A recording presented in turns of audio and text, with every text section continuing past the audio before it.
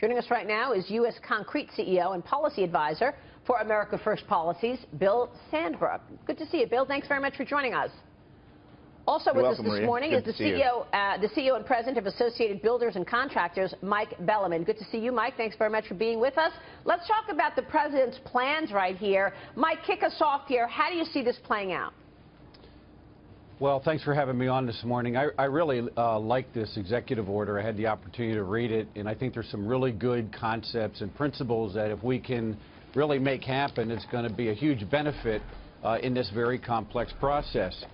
Coordinated, predictable, transparent. These are very, very important key traits that our industry relies on for us to be able to mobilize our workforces in a timely manner. And I really love this lead agency concept. It's almost like a permitting concierge that sherpas you through this complex bureaucracy that exists within the government. Yeah, because one of the big issues, isn't it, Bill, isn't it true that the permitting process takes forever? You know, we were talking to Wilbur Ross about this recently, and he said when you want to build a bridge, fix roads, you need permitting, and it could take up to 10, 15 years. Absolutely. The complexity of the federal bureaucracy in permit approval is mind-boggling. You saw the chart yesterday that President Trump unveiled at his press conference. I think it reached from his shoulder to the floor, the Byzantine different levels of approval that you needed, and each one could stall the process for years and years and years without any accountability. Only in Washington does it allow to exist a lack of accountability. That's not how it works out in Main Street. You know, it's interesting to me that yesterday's press conference was on infrastructure, and infrastructure spending is something that I think both parties support. We want to get the economy growing, we want to get people back to work, we want all these things to be improved, and yet it's been buried underneath the remarks of the President about the events in Charlottesville. So how do you think you get the focus back on infrastructure spending, back on the economy, back on jobs, and what do you want people to know right now? Well, from our point of view, infrastructure spending is critical to the well-being of the United States. It was in President Trump's platform. In fact, both parties agreed on a need for $1 trillion to spend.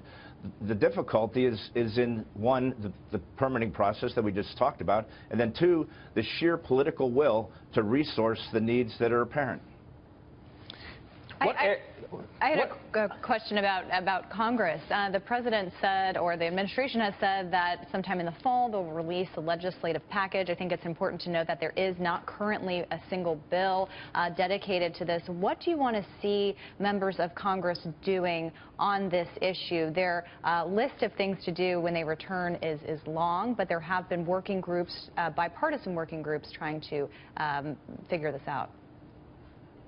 Well, I think that from a long-range perspective, the infrastructure plan, the earliest we're going to get really going here is a few years out. And I think what the President is doing is masterful. He's setting the table with this executive order, as well as the previous executive order and apprenticeship expansion, to set the table to make sure the infrastructure actually gets built, let alone passed. And I think that that's very, very brilliant on the part of the President. Are there any particular areas in the country that, from an infrastructure perspective, need more attention than others? Like, where do we focus? I mean, when you talk about infrastructure, and I drive around the country a lot, there's just so much need. It seems like we're, 30, 40 years behind. Where do we focus at first? How do we start seeing some action right away? Sure. Well, you have to focus on safety. There's 60,000 bridges in the United States that are deficient. 10 years ago this August, the I-35 bridge in Minneapolis collapsed with the loss of significant life. I don't think anybody can argue on either side of the aisle that things have improved since that point. Start with safety, then start with capacity, and make it easier for the traveling public and the movement of goods and services around this great country. Well, let me ask you about U.S. Concrete and America's policies here. How are you expecting to participate in this infrastructure plan, Bill? Well, 18% of our revenues are from transportation infrastructure-related projects. For instance, we're supplying LaGuardia Airport right now with concrete. We provided the concrete for the Oakland Bay Bridge. We're starting the Kosciuszko's Bridge. So any increase in infrastructure spending obviously is going to impact the results of our company, where it can hire more drivers, spend more money on equipment, and help the engines of this economic recovery. And you are an advisor for America First Policies. This is an organization founded by some of President Trump's campaign aides to push the White House agenda. What's your take on these CEOs resigning from the President's American Manufacturing Council? That's an individual choice. They have their own reasons for that, and I will leave it up to them to explain their decisions. Mike, what about you? Are you going to be participating in the infrastructure plans? When I asked you initially, how does this play out, when do you expect that we actually will see, shovel-ready jobs and actually this infrastructure package to materialize? Well, I think we're a few years out, which gives us time to position the industry so that we can actually deliver the work. We have about 7.5 million employees in the construction industry, and our numbers show that we got 500,000 jobs ready to fill. If we grow at a modest 2 or 3% rate, we're going to potentially have 1 million job openings. So that's why I think that the executive order on apprenticeship, this executive order, as well as an executive order that the president can issue to stimulate competition, can set the table so that when we're ready to go in a couple of years, the industry is ready and mobilized to deliver for the community and for America. How much involvement have the states and the various governors had in the planning on your infrastructure plans? Have they been accepting? Are they excited about it? What's your feedback there? I think they're very excited about it. They participated all along in designating the 50 top priority projects in the country. So I think all governors are very excited about additional spend to improve the infrastructure of their own states. How would you characterize the amount of jobs that could be created? I mean, you said, Bill, 60,000 bridges in the country are deficient. Let's say you've got a project to fix one of those bridges.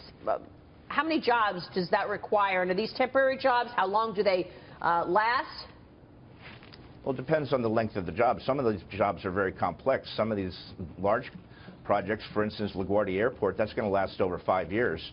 The number of concrete trucks that we need to put to work on that job, and then the other jobs that we can't supply because we're on that specific job, lead to a multiplier effect of additional employment.